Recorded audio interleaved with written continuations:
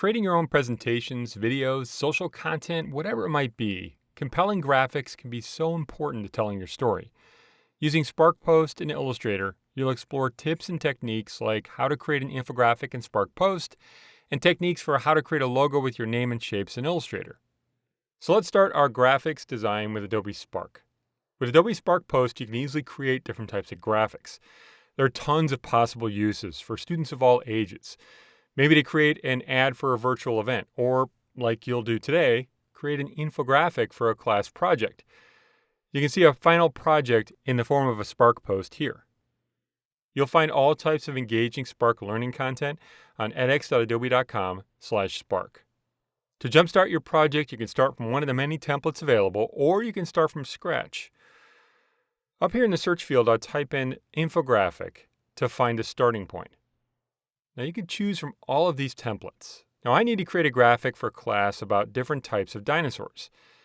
You can use these types of infographics for all different kinds of class projects, from English class, maybe discussing a story timeline, to science class, like this one, which discusses facts about a planet. After clicking, you can choose to edit the template. The project is then opened and added to your project list so you can edit it later. With Post, you have a lot of options for editing your infographic. Pretty much everything out here is editable. On the right, you can edit the template and try something else, if this template doesn't suit your needs maybe. If you click on another template, the original you chose will be saved as a separate project. I'll click to close this because I like the one I chose. Now you can make other edits, like change the overall design. You can apply your own branding color, logos, and fonts that you set up in Spark. You can also choose a new design, and the content will be poured into that new design. Kind of like this. I don't like the look of that, so I will undo. Okay, to start editing the content, you can double-click on text and edit it like this. And if that doesn't work, you can always click the text and then click the pencil up here. I'll change it to dinosaurs. You can resize text by dragging a handle or even changing the formatting on the right. Then you can drag it into place. Click away from the graphic to deselect. Now we need to change the rest of the content and the colors to match what we have in mind. So first, let's change the background. Click on the stars in the background, and on the right, you can see what can be done. Let's replace this image. So click Replace to pick another image. This allows us to upload an image we have or search through Creative Commons licensed imagery. I'll search for Dinosaur Land and choose this one. With it in place, you can modify a bunch of things. Like here, you can see opacity. I'll change that maybe. Now this graphic of a planet, we should replace it. I'm going to replace it with a dinosaur. We can either replace it or place a new image. So click to edit it, and then delete it by clicking the trash can. I just want to show you the process of adding something new. So click the plus and you can see the types of content you can add. Click Icon and search for dinosaur, and then click on it to add it. Once it's out there, you can move it and resize it. Now I'd like to change the color of the icon.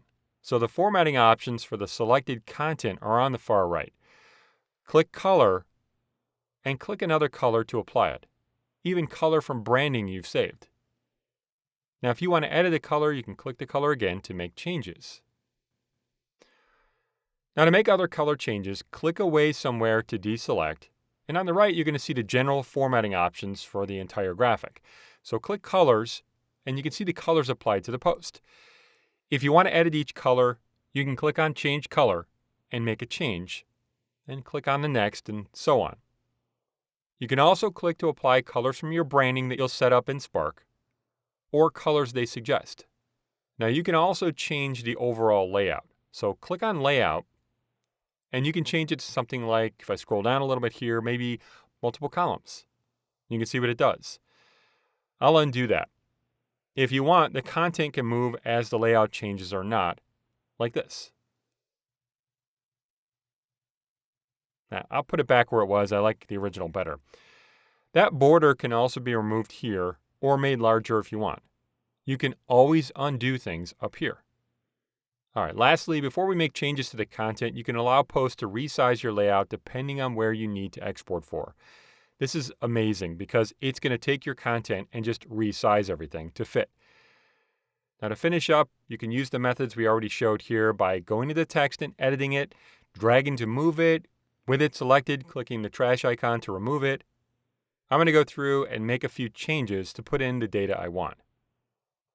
With the post complete, you can invite others to make edits for a collaboration maybe.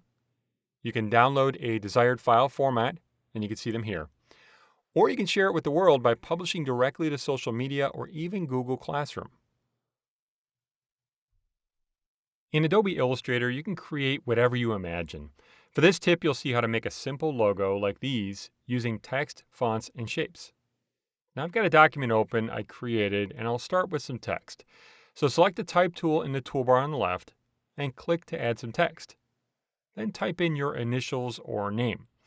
Now the text is pretty small, so to resize it, select the Selection tool in the toolbar and drag the corner. As you drag, press the Shift key so it doesn't stretch it or squish it. And when it looks good, release the mouse button and then the key. Now a good logo or word mark will actually have a font that matches the company branding and look. So in the Properties panel, to change the font, click the Font menu, and you can choose a font you have or click Find More to explore Adobe fonts. Now I want a thicker font, so you can filter based on what you want here. Find a font in the list. You might need to scroll down a bit. And then to activate it, click here to activate. Once activated, you can click Show Activated Fonts, and you should see it in the list out here. You can then click to apply it. Now to change the spacing between the letters, it looks a little tight out here. You can change the tracking here. A negative value brings them closer together and a positive pushes them away. With the text ready, you can add some more if necessary. Select the Type tool again and click to add some more. I'll type Creative in capitals. You can then resize the text by shift dragging. Change the spacing using tracking again if you want to, and drag it in place. Now to add our shapes and learn a few key techniques. Come to the Rectangle tool and press to select the Ellipse tool. Come out and draw a perfect circle by pressing the Shift key and dragging. When it looks good, release the mouse button and then the Shift key. To move the circle into position, drag it by the center point here. Alright, to change the appearance of the circle, first remove the fill by clicking Fill and applying None. Then change the stroke weight so it's a little bit larger. You can change that here. And you can change the stroke color if you want here. Now the circle is covering parts of the text, so you'll remove those parts of the circle using the Shape Builder tool. First, you'll draw a rectangle to tell Illustrator what to remove from the circle. So press the Ellipse tool over here in the toolbar and select the Rectangle tool. Drag to create a rectangle crossing over the circle like this. Now you'll select both shapes and remove the rectangle area. So select the Selection tool in the toolbar and drag just across both to select them. Then select the Shape Builder tool and pressing Option or Alt, drag across the rectangle area to remove it. Now you can see that the circle has become two separate shapes. What I'm going to do is I'm going to remove the line segments like this one so it looks like an open path. So with the Direct Selection tool selected, click away to deselect, then click on one of the line segments here. Press Delete or Backspace to remove it, and do the same thing for the path down here. There. The last step for a logo with text could be to edit the characters in your name, to edit them like shapes, I mean. To do that, you can convert the text to shapes. So click your name or your initials and choose Type, Create Outlines. Your name is now a bunch of shapes you can edit. To edit them, select the Direct Selection tool over here in the toolbar and drag across parts of the letters. Drag one of these little anchors to reshape the path, and you've got it. There are lots of things you can do to make a creative logo. Once you're finished, you can select the selection tool and drag across all the artwork, and we're going to export what we select. So choose File, Export Selection. You can choose a location and a format, and you've got yourself a logo you can use in your projects. Creating graphics can be done no matter what grade or experience level using different Adobe tools. As students progress through their Learn journey, they can master their graphic design skills from Adobe Spark to Adobe Illustrator. For K12 projects that make distance learning engaging, visit the edX.adobe.com website here.